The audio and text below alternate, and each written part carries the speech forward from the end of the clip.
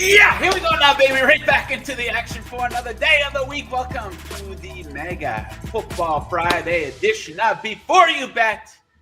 You're live right here on the Covers YouTube and X channels. If you're on YouTube, smash that like and that subscribe button right down there. And if you are down, we are here to bring you up today. And if you are up, we're here to make you higher. High on life, not on drugs.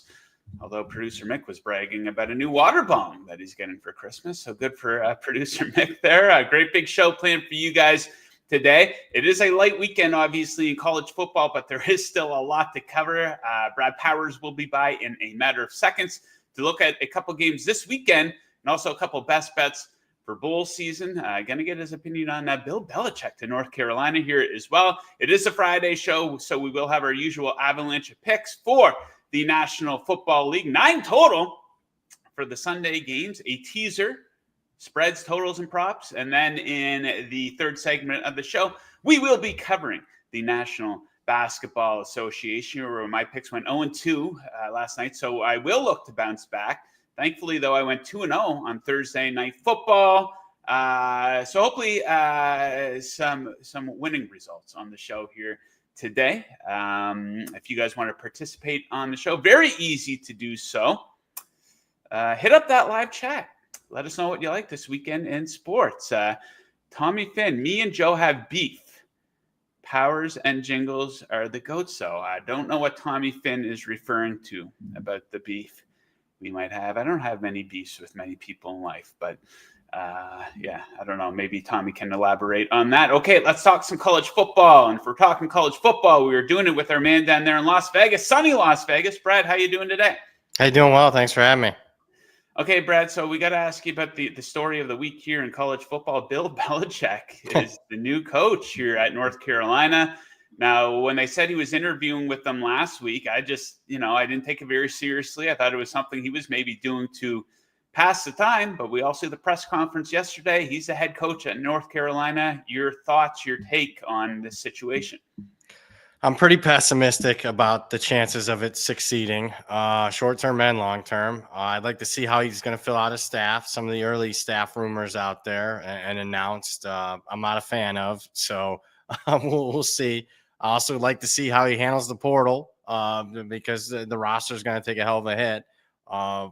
But yeah, I mean, generally speaking, I just usually go opposite. They just fired a 73-year-old coach who's been a long-term winner, obviously Mac Brown, and they you go completely opposite with your next change. Usually, you don't hire a 72-year-old guy that has no college experience. So I know Bill Belichick's the GOAT, X's and O's on the defensive side, great.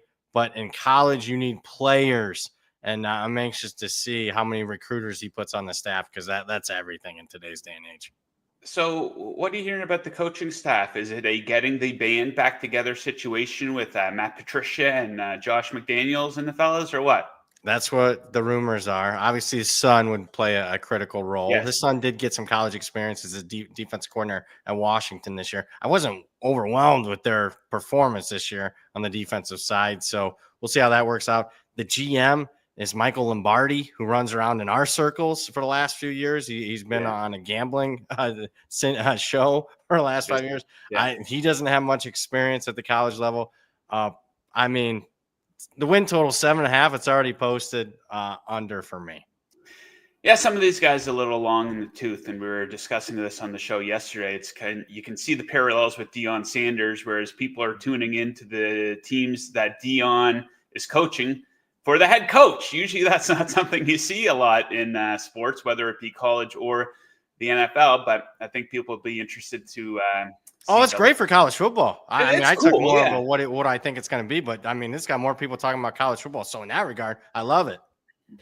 Yeah, it's interesting. I don't know if it's going to work out, though. Okay, so let's talk about some action. We have 2 games going on here this weekend. Of course, a big one, Navy Army. Now, you were on the show on Monday, and you took under 40 for the total for the game. A little bit of movement here. It's down to 39. Army's favored by 6.5. Would you still be comfortable with the under, with the number moving by a single point? And thoughts on the spread here? Yeah, I'd still be comfortable at under 39. And let me give you some reasons why. You look at the last 10 meetings, all 10 have scored a total of 38 points or lower in this series. There was a long streak in this series of the under cashing every year, 16 straight. Last 2 years, what's happened? Went over one time because of double overtime, put it over the last score in the second overtime, put the game over the total. And then last year's total on the game, consensus total was 28. And it got to 28 on the last play of the game because Army took a safety. So I just think to yourself, if this was a streak still going on like it should be of 18 straight unders, what would this total be? I mean, no one would be betting the over. It'd probably be 36 or 37. So I don't think we're paying that premium anymore on an Army Navy total. So under for me. Obviously both teams run clock, run the option. They know how to defend the option as far as the opposing defenses. And I know Army's quarterback plays the best they've had in quite some time. And Navy's quarterback is getting healthy, but it just, to me, I'm okay playing the trend here. I'm not a trends guy, but I'm going under 39. So comfortable with at the current number. Lean on the side. Navy's, I like the spot. Navy's only played one game the last 3 weeks. So everything's been building towards this game. Meanwhile, I mean, Army had a very high-profile game against Notre Dame. Then they played a pretty, quality bowl opponent in UTSA. Last week, they had the American Championship game against Tulane. So, I mean, there's a lot of body blows for Army the last 3 weeks compared to Navy. Okay, on a normal week, I wouldn't be asking you about South Alabama versus Western Michigan, but here we have it as a standalone game on Saturday night. Western Michigan is an 8-point dog. Total on the high end here of 57.5. Any thoughts, any leans for that matchup? Yeah, the reason I didn't really mention it is because we got, like a lot of these bowl games, more questions than answers. And the major questions are on the South Alabama side, particularly at quarterback. Gio Lopez is their quarterback. He got banged up in the regular season finale at the end of the game. And there's been question marks on whether he won't play or will play. Right now, I think it's truly 50-50. If he does play, this is cheap. It should be 10.5. If he doesn't play, then I think we're going down to 6 or so. So it's right in between. Right now, inclination is I think he's going to play. So I'm going to lean South Alabama here. But they're also missing their top rusher. Western Michigan's missing their top tight end, a couple of guys on the defensive line. So it'll be a war of attrition. I'll trust the more proven commodity, the team from the better conference. I'll lean with South Alabama here. But we're talking pizza bet. And I'm not talking the family of 4, bring them out to dinner. I'm talking the frozen Totino's variety here if you got to make a bet on the game. Domino's, baby, $6.99. For a medium pepperoni. Let's try to get ahead of a little bit of this line movement here for bowl season. You have a couple best bets to give out, one for this upcoming Wednesday and one for about 2 weeks from now on December 28th. But as we know, you don't want to be waiting to the day of the game. You can often get a better number if you think you have a bit of an edge. So let's start with the Art of Sport LA Bowl hosted by Gronk. California taking on UNLV. This is going down next Wednesday, a total of 50.5, and you like the under. Yeah, I like the under for a variety of reasons. Number one, California's quarterback just got announced out. The side moved 2.5 points. The total only moved 1. A lot of times there's not enough correlation between the two. So I think they're compromised Cal on offense, and their offensive coordinator won't be calling plays for the game. He got fired. So they'll have a backup play caller. On UNLV's side, obviously their head coach is gone. He's more of a defensive mind. The expectation was the OC was going to still stay on and call plays. And I'm hearing in Las Vegas, I'm hearing that he's not going to be calling plays. So that greatly impacts him. He's one of the best young offensive coordinators in college football. So 2 new play callers. The defense, the top player on UNLV's defense is going to stick around. So that's a positive for the under. Cal's head coach is more of a defensive-oriented coach. And he just A, B, C, D all says under here. The total hasn't moved that much yet. So under 50.5 for me. Okay, next up, this will be a game of interest in about 2 weeks, December 28th. It is the Valero Alamo Bowl. BYU is a 3-point dog versus Colorado, and you like the underdog in this matchup. I do like BYU +3. This line is saying that Shedeur Sanders and Travis Hunter are playing for Colorado, and that's what Coach Prime has said. They're going to play. I think there's a greater than 0% chance that they don't play in the game. And I think there's even a better chance that, okay, they'll play, but maybe not for the full game. So if you take those two into consideration, they should not be laying a full 3 here against the BYU team. And Colorado got fortunate this year. You thought preseason schedule-wise, oh, my God, they got to play Utah and Oklahoma State and the preseason favorites in the Big 12. Well, those two were the most disappointing teams, and they avoided Arizona State. They avoided Iowa State. So I think a sneaky, relatively weak strength of schedule, all that adds into BYU, who I think will be motivated here in this one. BYU +3 for me. Be very interesting to see what the number is for that one on game day. Okay, Brad, before you go, I love the sponsors for bowl seasons. There's some really strong ones. My personal favorite, I love the Tony the Tiger Sun Bowl, Louisville and Washington getting after a great logo, obviously incorporating Tony the Tiger of Frosted Flakes cereal. But some of them are getting very NASCAR-like. So what is the silliest sponsor for a bowl this season?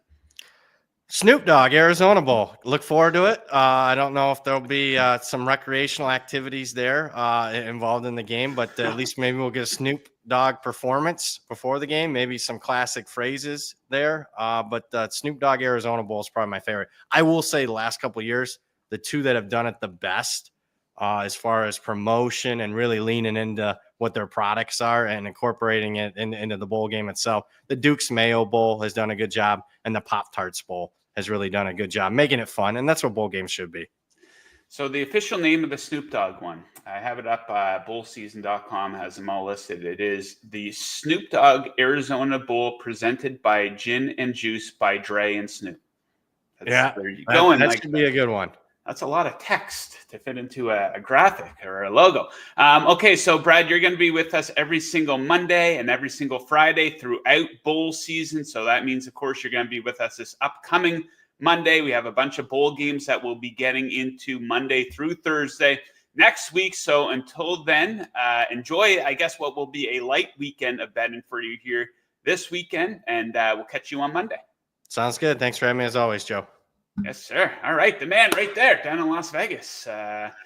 Bowl season. Going to be an absolute blast. Tommy Finn clarifying things up here in the live chat. I'm just playing, Joe. I'm a loyal listener of the show. I haven't missed a Powers appearance all year. Hey, the people come to watch Brad Powers. Shout out, Tommy. No beefs at all. Okay. My guy who's about to join me had a beef with the Thursday night football game last night. Let's bring him in here. Jingles. What a game. It's rare that I'll turn a game off. I didn't turn the game off last night. I fell asleep towards probably the end of the third quarter. I mean, a field goal fest in the rain and the quarterbacks. That's one of the ugliest games we'll get all season. But both my bets hit. That Kittle one, those longest reception, when those hit, it is absolutely electric because it's just like, bam, it's not something that slowly accumulates over the course of a game. And the Rams ended up covering the spread. I told you guys, you cannot trust the 49ers. They are absolutely shot. Deebo Samuel, that drop he had last night, that's going to be one of the worst drops of the entire season, but not a pleasurable experience, the game for you last night, eh? No, I was losing money on hockey too, and I'm like, I'm going to take my mind off hockey and jump over to the football game, and there were 9 drives. The beginning of the ninth drive there between the first and second quarter. In the first quarter. That was the worst first quarter and the longest first quarter that I have absolutely seen in all football. And it's just, I don't know, losing money sucks. So therein lies the question, Joe. Would you rather just lose money knowing that you're going to lose money on a bet that you placed and you don't have any ROI entertainment on it? Or would you rather sweat through something and then just miss out on like a last second something at the end? I like knowing that my analysis was on for, or I was on to something. And sometimes you always lose games where, it's a coin flip situation. If this would have happened at the end, if the kicker didn't miss that kick, if the guy didn't fumble the ball on the goal line in the second quarter, it would have hit. Yeah. So then at least, there's not much off with your process. Now, sometimes I took the under in the Bills-Rams game last week where they combined for 86 points or something. And that was just way off. So I don't know. Sometimes if it's a shitty game, if you have to sit through a shitty game and sweat it out and then you lose, that's kind of awful. But a lot of people would have been on the under last night and they would have loved that. I love when I am on the under and it's punt, field goal attempt. So, you get the same mentality of like a pitching under in baseball where you're just praying for defense, betting on defense, and love to see the punt units come out. But it was an ugly one. But, I mean, I'd rather lose money on the Thursday night game than get beat up on the Sunday night game because you wake up and it's Friday as opposed to Monday. Chris McCulley, I didn't know he was a Penguins fan. I'm a Penguins fan too. He said, my Pens outscored the 49ers last night. Oh, Painful. Hey, that wasn't painful for me. 9-2 Penguins, I believe, over the Canadiens du Montréal. Penguins getting back into the mix here, back into playoff contention a little bit. In the NHL, long way to go. Okay, that's enough hockey talk for today. Let's get into some NFL picks. We got a bunch of them. I'm going to get a start here with a 6-point teaser. I think a beautiful spot to pair the Washington Commanders and the Pittsburgh Steelers. Take the Commanders down to 1.5. Take the Steelers up to plus 11.5, crossing a lot of key numbers here for both squads. Basic teaser strategy. You don't want to be going through 0. We bring the Commanders through the 7 and the 3. We bring the Steelers up through the 6, the 7, the 9, and the 10. Beautiful spot here. Check out Washington. They've been beating the crap out of bad teams all season long, dropping a lot of points on bad teams. 42 versus Tennessee. Last time we saw them. Take that, Cliff Kingsbury haters. 27 versus the Giants, 40 versus the Panthers, 34 versus the Browns, 38 versus the Bengals. You get it. Indoor environment, the Saints defense that ranks 31st in yards per play allowed at home. Derek Carr is out. Kamara is questionable. I think Washington should really be able to dominate the time of possession. I do like them to go over their team total of 25.5 points as well. The second leg of this. Hey, man, the Steelers as an underdog. They are on a 7-0, not just against the spread, straight up stretch here as an underdog in the regular season. Go back even further, 14-4, straight up, not just against the spread in their last 18 games as an underdog in the regular season. They haven't lost by more than 5 points all season, and I do not like the vibes with the Philadelphia Eagles. A.J. Brown calling out the pass attack, very negative last week after the game against the Panthers that they won, and he's still complaining. Don't you think a smart, defensive-minded head coach like Mike Tomlin might try to exploit this little rift the Eagles are having just a little bit? So, yeah, at the very least, I do think the Steelers will keep that one close, maybe even win outright, but I think a beautiful spot for a 6-pointer. On Sunday, Jingles, prop for you, a guy that I like who hit for me on Monday night. Chase Brown, you're betting him in a little bit of a different way, though. Yeah, longest reception. Let's go that market here versus Tennessee. Good run defense, but what he's done recently over his last 4 games, he's gone over this in 4 straight games. His usage in the last 4 games as a receiver has been insane. 29 targets, 23 receptions. That is massive. Games of 52, 57, 30, and 65 yards receiving. He gets all the running back shares you mentioned last week in the game versus Dallas. Zach Taylor's been talking him up again, probably showing in the sense that this volume is more repeatable than it is an outlier in this spot. Travis Etienne versus Tennessee last week, 21-yard reception. We saw Joe Mixon with a 20-yard reception week before. Tennessee can give this up, and we're talking might be some possible rain, which could only benefit the shorter passing game. Give me that. And we know that Cincinnati, they're a favorite, but in many cases, they might be chasing at some point in this game. So he's looked great. They haven't used him all year, so he's not really going to wear down. So Brown, the Canadian, he's fast. I just love this spot. Yes. Some Canadian content on the show. A little hockey, a little Chase Brown. And I believe you're going to have another Canadian for one of your prop picks here. Okay, so next up, a bit of an ugly-looking game here. Cowboys-Panthers. I think a beautiful-looking betting opportunity, though, to take the first half over. Going back to my roots with some first half bets on the show today. Love this spot, guys. So it's at 21.5. That's pretty low for a first half total. Panthers games are 11-1-1 to the first half over this season. This is pretty much a big fat fade of these defenses. These defenses rank 30th and 32nd in first half points allowed. They've combined to allow over 30 points in the first half of their games here this season. Each defense is awful in a lot of areas, a lot of red flags here. They're both near the bottom of the league in passing defense, in the red zone. The Panthers are at the very bottom of the league in third down defense as well. So I think in the first half of the game, the teams will be able to go over 21.5 points. You have a prop for this game, Canadian content. Hubbard, a guy you Finally, like a lot. I finally get a chance to bet Carolina as a favorite and get on the Chubba carries that we've played multiple times this year because he got the ball consistently as a dog. And now they're kind of playing competitively. And now they're a favorite for the first time in 33 games. That's 2+ years of not being a favorite. Not this week versus Dallas. Let's go over 18.5 carries.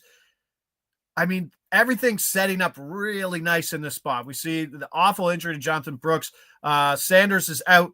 The other backup running back, Blackshear's been limited. So it's going to be another Chuba game where he gets probably 85% of the running back opportunities versus a defense that gives up I think it's like the third most rush attempts per game at 29.5. So if they're giving up 30 rush attempts per game, and we got someone like Hubbard who's, I don't know, going to take 85%, that works well. The projection from the blitz is 22.8, making this one of the better projection plays on the day. Quick note from Kevin in the live chat. Steelers are 0-10 on the road in Philly. Correct. They last won in Philadelphia in 1965. I don't care if they lose. Keep it inside of 11.5 points. That's all I care about, baby. Okay, another first half bet. And I don't just like this bet. I absolutely love it. Game of the week. We're off to Detroit where the Bills are in town. I like the Lions in the first half. You can make a great case for them full game here as well. But this has been a money spot for them all season long. They are a first half buzzsaw, especially at home. They're 11-2 ATS in the first half of the season. Offense getting off to great starts at home where they average a league high 19 points per game. And this is a perfect match because the Bills defense gets off to a lot of rough starts on the road. They allow an average of 15 points in the first half on the road. That's 28th in the NFL. And the game situation for the Lions is absolutely beautiful. Extra rests are coming off that Thursday night football game last week against the Packers. This is their third straight game at home as well. Meanwhile, a little bit of chaos here for the Bills. They had the snow game versus San Francisco on Sunday Night Football. They fly out to Los Angeles. They have that shootout that they lose versus the Rams. They go back home to Buffalo. They go down to Detroit for this one. So the game situation is beautiful here for the Lions. So I think they get off to a better start, and I do think that they will be leading at halftime. Okay, so from a beautiful game to Tommy DeVito. I will leave it at that. I'll let you take it from here. Just trying to find any possible way to fade the Giants in this spot. And I mean, they have a first half team total of 6.5. They have a team total of the full game that's at 13.5. I get it. Both are actually pretty good sides, but I think I'm going to go DeVito under 0.5 passing TDs at plus 115. Probably play this to about minus 110, minus 115. The last time that this Giants offense had a passing touchdown was, I believe, versus Washington before they went to Germany. Jones, DeVito, Locke, they've all played between then, and they've all failed to throw for a passing touchdown in consecutive weeks times 4. I mean, this is a team that's their implied total for the game is 13.5. You got Drew Lock as an emergency quarterback right now. You got Tim Boyle as the backup. Tommy DeVito might not finish this game. And if we can get a half, that would be fantastic. Are you worried about garbage time? Well, don't be, because in the other game that Tommy DeVito played, they were trailing 23-0 at halftime, and they managed a late fourth quarter 1-yard rushing touchdown. It's just, there's just nothing good about this offense. And I think this is the best way to fade it in week 15. Giants averaging 10 points per game at home. I didn't even get to the home numbers too. At MetLife, it's insane what they've done. They got to start over a head coach. This is just a disgrace. We'll save that conversation for Monday, maybe. Okay, my favorite prop bet of the day on Sunday. I might have a few more that I drop on Twitter over the weekend, but I like David Montgomery to go over his receiving yard total of 15.5. He is absolutely on fire in this category.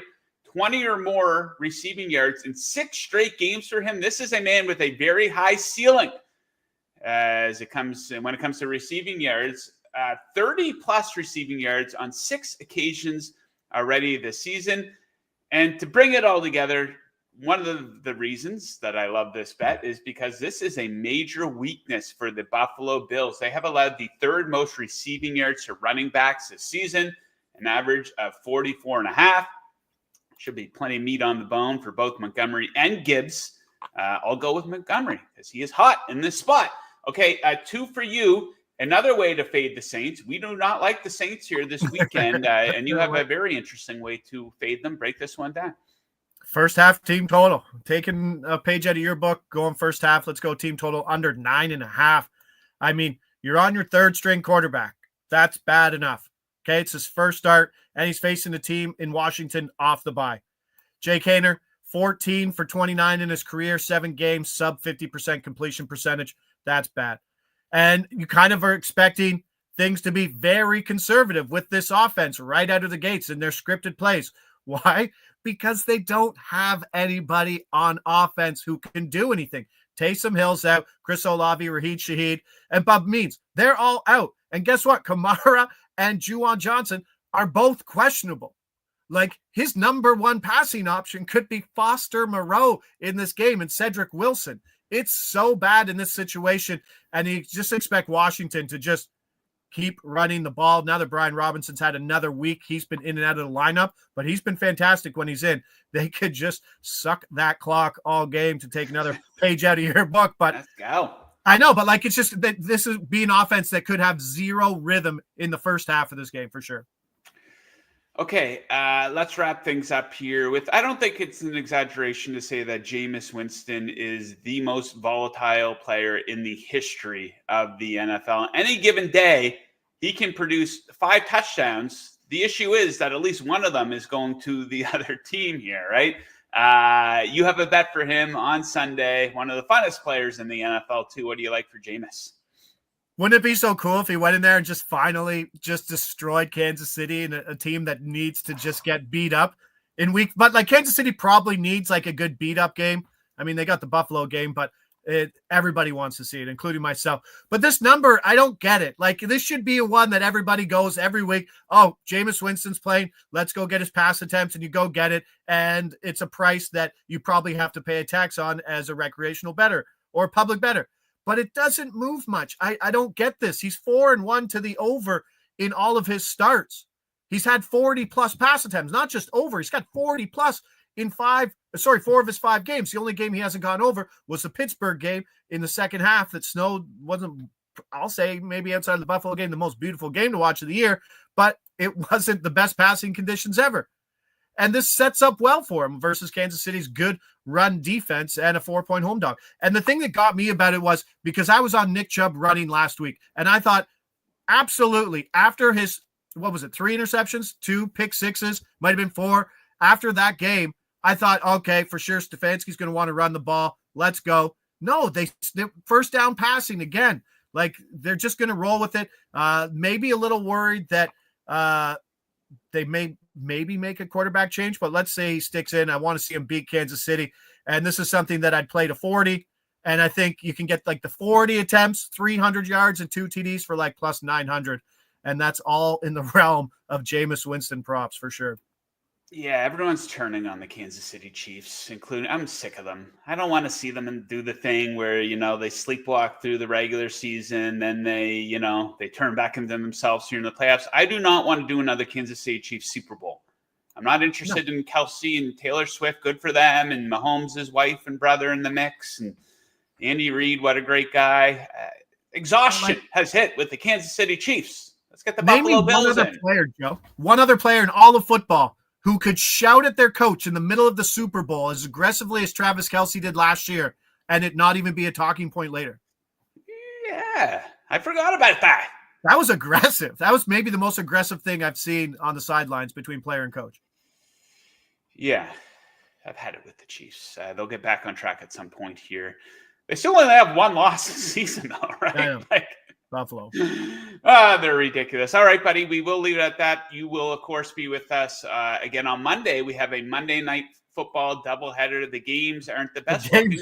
I've been digging into them, though. Some pretty good looking betting spots in these ones. So hopefully we don't have a lot of line movement based on what I like off the bat here. So best of luck with all your bets in the NFL and the NHL over the weekend, and we'll catch you on Monday. All right, Friday in the books. Let's go. Happy to be here. See you later, Joe. Take care. Have a good weekend. Indeed. JPC 4th, his bro should be in jail. That's in reference to Patrick Mahomes' idiot brother. He's got a lot of weird people in his life, doesn't he? His wife's not as bad as people make her out to be, though. Okay, let's shift gears to the NBA. We're talking it. Jon Metler. Jon, 0-2 in the NBA last night, looking to bounce back. I was, throwing myself a little parade, get over the 10-unit mark for the season. Got slapped last night. The Kings, I don't know. I probably should have just taken the under on that one. I thought that they cannot be trusted. Meanwhile, I had the over in the Pistons-Celtics game.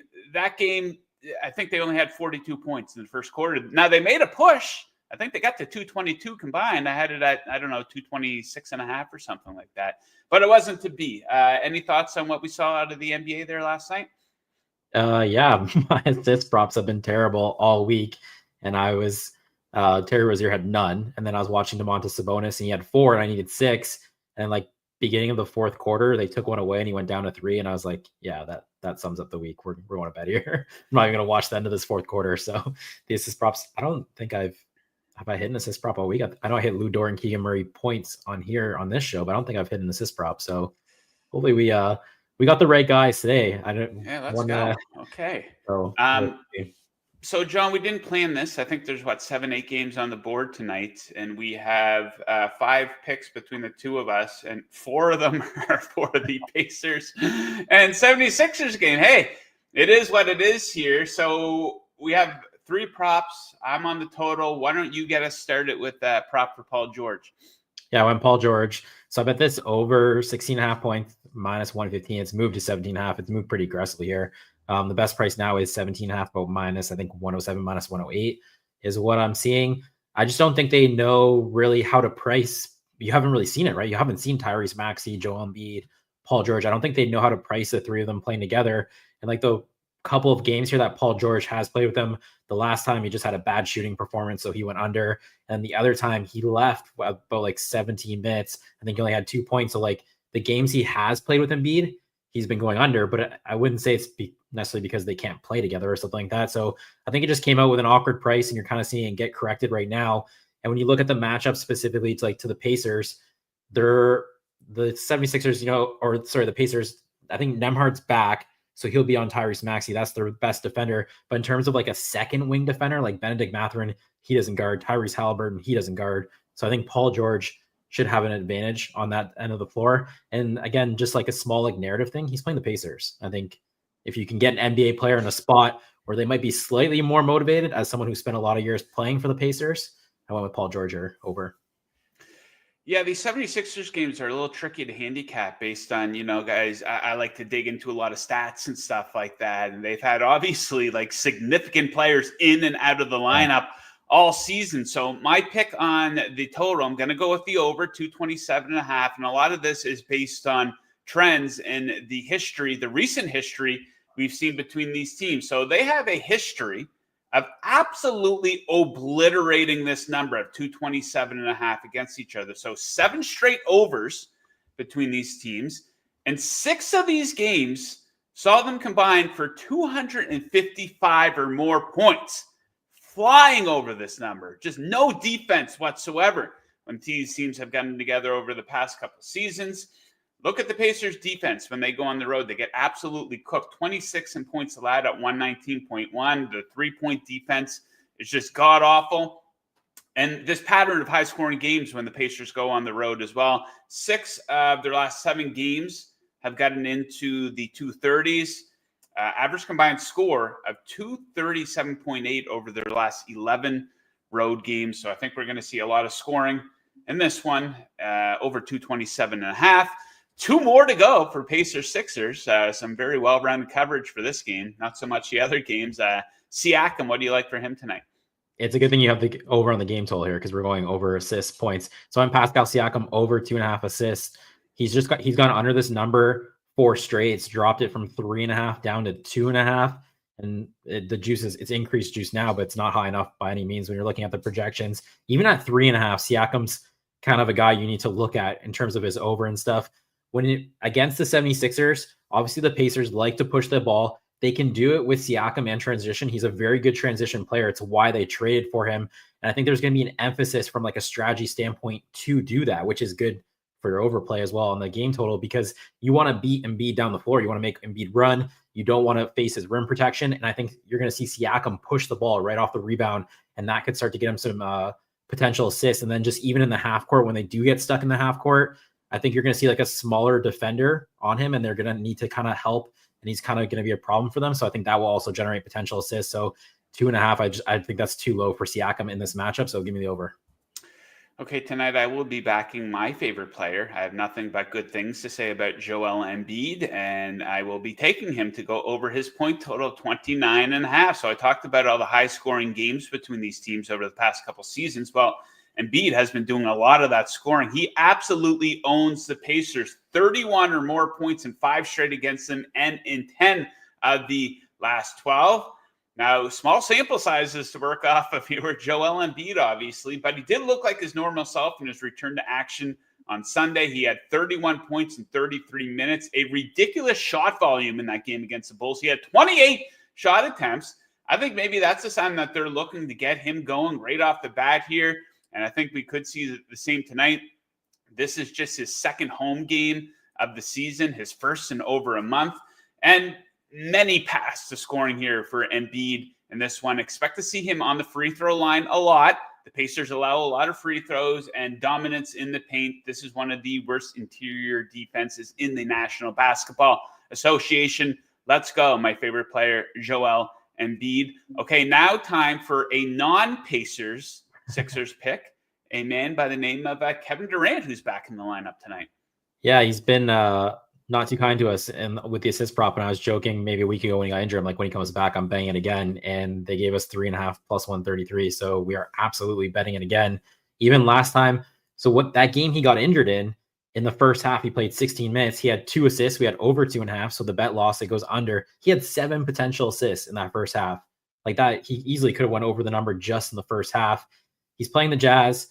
So I took his prop. I adjusted his minutes down because he is coming back from the ankle injury. I mean, once again, both injuries he's come back from, they've come off of long breaks. So it's not like, they just played a day ago and he's been, who knows if he's ramping up. Like he's had time to practice. They've probably been scrimmaging. Anyways, I did drop his minutes projection and it still has a big edge to the over. So how do we not play this? He's playing the Jazz, and like who on the Jazz is going to guard him? I mean, John Collins. There's not really a defender on the Jazz. I just don't think they can slow him down. I don't think they can slow him down without help. And if they're helping, that would give assists. And even if like Markkanen or Kessler have to push up on him, he doesn't get many assists to his centers because they're just not, they don't really have like a lob threat. But I think Oso Ighodaro could be a guy who helps him convert those potential assists specifically against the Jazz, the pick and roll tonight. So I went Kevin Durant over 3.5 assists, big plus money.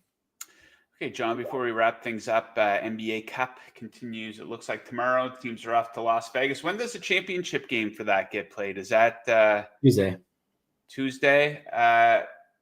Who are you going to take to win the whole thing? So I've been doing this Futures Friday parlay thing, and the last 2 I put together, I actually used the Bucks 10-1 on the one 2 weeks ago. I used the Thunder just under 3-1 on the one I did last week. So I have a team on either side of the bracket. I'm hoping to get a green check mark on one of those futures parlays, and those futures parlays, you really just need to hit one and it'll pay for the whole season and more. So people weren't a fan when I put the Bucks in 2 weeks ago at 10-1, and that one looks obviously a lot better, especially with the Atlanta Hawks. I don't know that the Atlanta Hawks, like you're saying, they're giant killers. I'm almost a little more nervous after playing the Hawks, but I mean, mathematically it's a better matchup than the Knicks. So I have pretty high hopes to get a green check mark here. I'm hoping it's Thunder Bucks and I just don't even have to sweat it. Yeah, right now, these aren't official picks by any means. I would lean the Bucks -3.5. We talked about them turning a corner. They did lose to the Hawks last time they played about a week ago, but the Hawks go from being an 8-point dog versus the Celtics to 3.5 here. I think the Bucks can take care of business in that one. Look for Giannis to have a big game. This is the first time he's been on like a big stage, if you want to call it that, in a little while. And I think the total's too low. I've been betting the under in quite a few Rockets games here, but it's at 212.5 versus the Thunder. I'd probably lean towards the over there, but nothing official yet. I'll have to dig into those ones a little bit more. So we'll wrap things up here, John. Do we have a best bet graphic recap? To recap, the picks for the NFL. If you missed that segment off the top of the show, 6-point teaser. I think a beautiful one this weekend, pairing the Commanders and the Steelers. Sneaky bet here, Cowboys, Panthers, first half over 21.5. Panthers games are 11-1-1 to the first half over this season. Lions, first half, minus 1.5. And my favorite prop of the weekend in the NFL is Montgomery to go over 15.5 receiving yards.